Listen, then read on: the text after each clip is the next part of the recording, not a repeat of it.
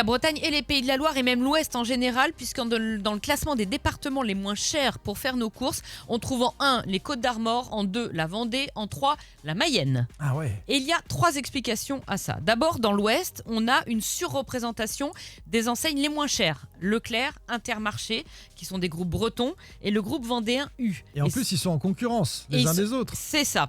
Ensuite, les prix en rayon sont liés au coût d'exploitation. Et le terrain où s'implantent nos supermarchés ici dans l'Ouest est beaucoup moins cher qu'en région parisienne ou sur la Côte d'Azur. Ah oui, mais dans la Creuse ou dans les pays, dans le centre de la France, ça doit être moins cher. C'est les moins produits cher, sont gratuits. Mais tu n'as pas.